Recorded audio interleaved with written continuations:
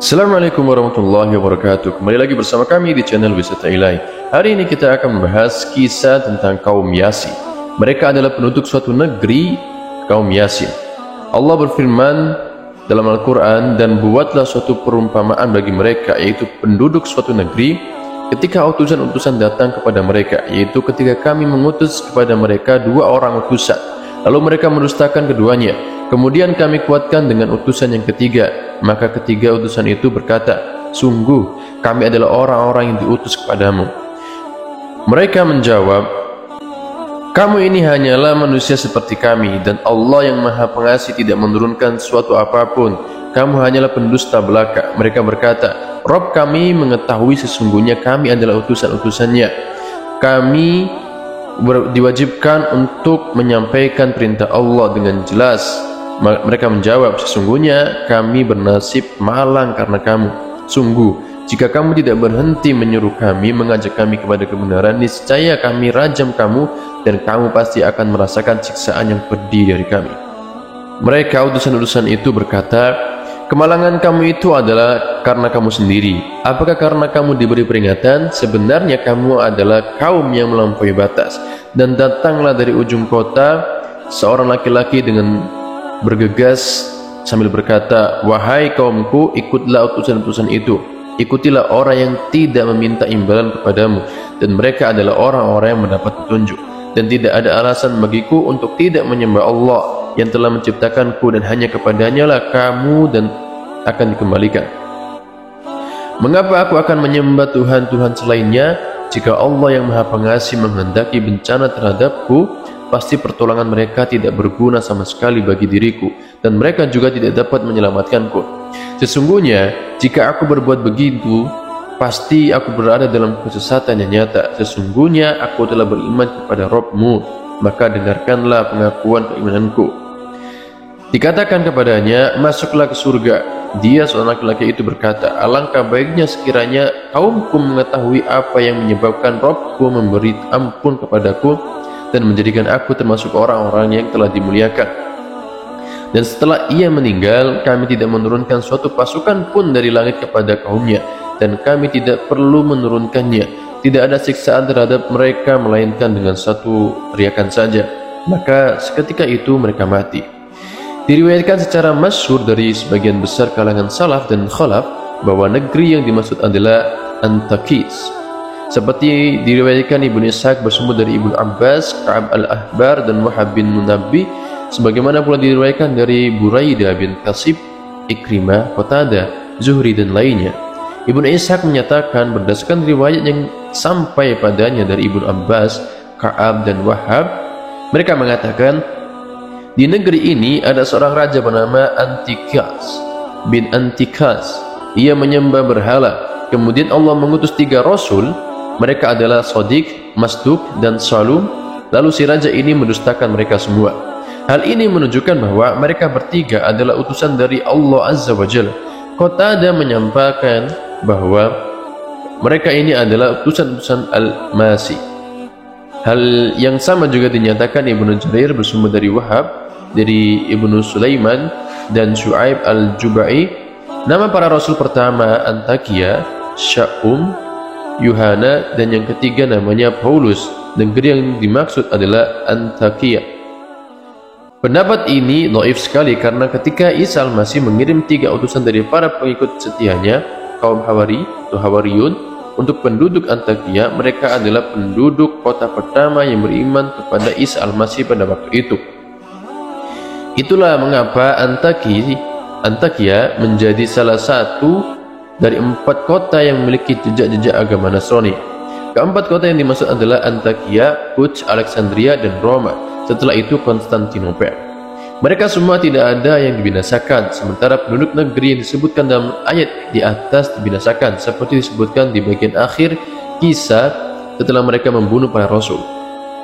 Namun tidak menutup kemungkinan jika ketiga rasul yang disebutkan dalam Al-Quran ini diutus kepada penduduk Antakia kuno, lalu mereka mendustakan para rasul itu. Mereka kemudian dibinasakan Allah, namun setelah itu kota Antakia dihuni kembali. Selanjutnya, pada masa Al-Masih, mereka beriman kepada utusan-utusan dikirim oleh Al-Masih kepada mereka. Allahu a'lam. Terkait pendapat yang menyatakan bahwa kisah yang disebutkan di dalam Al-Quran ini adalah kisah para pengikut Al-Masih, pendapat ini dhaif karena tekstual ayat menunjukkan bahwa mereka adalah utusan-utusan dari sisi Allah.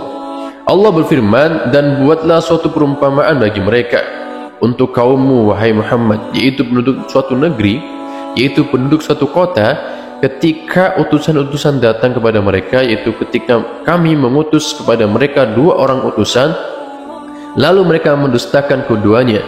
Kemudian kami kuatkan dengan utusan yang ketiga, yaitu kami perkuat risalah keduanya dengan utusan ketiga. Maka ketika utusan itu berkata, sungguh kami adalah orang-orang yang diutus kepadamu.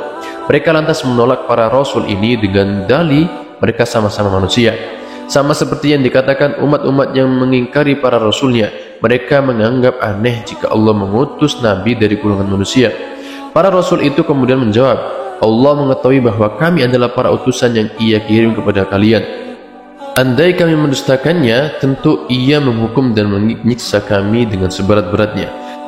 Dan kewajiban kami hanyalah menyampaikan perintah Allah dengan jelas, yaitu kewajiban kami hanyalah menyampaikan risalah yang diperintahkan untuk kami sampaikan kepada kalian. Namun petunjuk mutlak berada di tangan Allah. Ia menunjukkan siapapun yang Ia kehendaki dan menyesatkan siapapun yang Ia kehendaki. Mereka menjawab, sesungguhnya kami bernasib malang karena kamu, yaitu kami merasa sial karena apa yang kalian sampaikan kepada kami.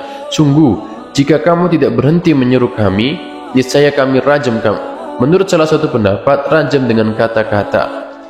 Yang lain menyatakan rajam dengan tindakan. Pendapat pertama dikuatkan firman Allah, dan kamu pasti akan merasakan siksaan yang pedih dari kami. Mereka mengancam para rasul akan dibunuh dan diperlakukan secara nista.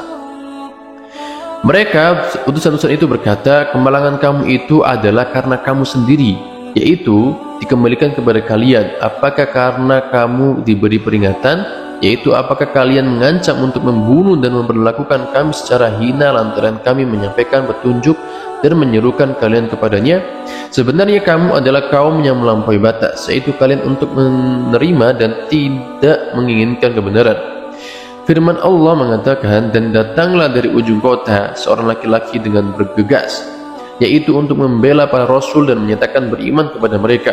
Dia berkata, wahai kaumku, ikutlah utusan-utusan itu, ikutilah orang yang tidak meminta imbalan kepadamu, dan mereka adalah orang-orang yang mendapat petunjuk, yaitu mereka menyeru kalian menuju kebenaran murni tanpa upah dan imbalan. Setelah itu ia menyeru mereka untuk beribadah kepada Allah semata yang tidak memiliki sekutu apapun, melarang mereka menyembah apapun selainnya yang sama sekali tidak bisa membawa manfaat di dunia maupun di akhirat. Sesungguhnya jika aku berbuat begitu, pasti aku berada dalam kesesatan yang nyata, yaitu jika aku tidak beribadah kepada Allah atau menyembah selainnya di samping beribadah kepadanya. Kemudian dia berkata kepada Rasul, sesungguhnya aku telah beriman kepada Rabbmu, maka dengarkanlah pengakuan keimananku. Menurut salah satu pendapat makna ayat ini, maka dengarkanlah kata-kataku, jadilah saksi-saksi untukku di hadapan Rabb kalian. Yang lain berpendapat maknanya, maka dengarkanlah wahai kaumku, aku beriman kepada para utusan Allah secara terang-terangan. Saat itulah mereka membunuhnya. Menurut salah satu pendapat, ia dibunuh dengan cara dirajam. Yang lain menyebut dengan cara dipotong-potong. Yang lain menyebut dengan cara dikeroyok beramai-ramai lalu dibunuh. Ibnu Ishaq menyatakan, meriwayatkan dari sebagian sahabatnya, dari Ibnu Mas'ud, yang mengatakan mereka menginjak-injak orang itu hingga ususnya keluar. As-Sawri meriwayatkan dari Asim al-Ahwal dari Abu Majlas, nama orang tersebut adalah Habib bin Mara. As-Sawri menuturkan Habib ini berprofesi sebagai tukang kayu, yang lain menyebut tukang tenun. Ada juga yang menyebut pembuat sepatu, dan ada pula yang menyebut tukang cukur. Konon ia bertapa di salah satu gua di sana. Wallahu a'lam. Diriwayatkan dari Ibnu Abbas, Habib si tukang kayu itu terkena penyakit kusta.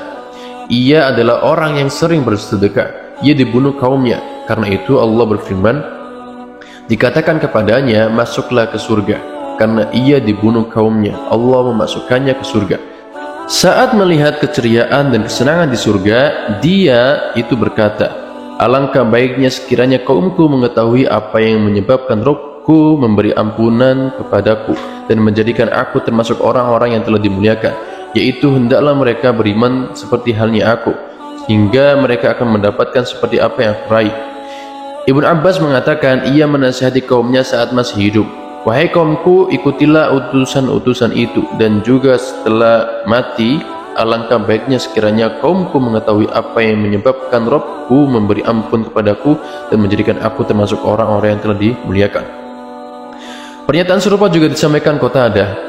Orang mukmin adalah orang yang selalu memberi nasihat dan tidak pernah menipu. Saat ia melihat kemuliaan yang Allah berikan, ia berkata, wahai kaumku, ikutilah utusan-utusan itu, dan juga setelah mati, alangkah baiknya sekiranya kaumku mengetahui apa yang menyebabkan Rabbku memberi ampun kepadaku dan menjadikan aku termasuk orang-orang yang telah dimuliakan.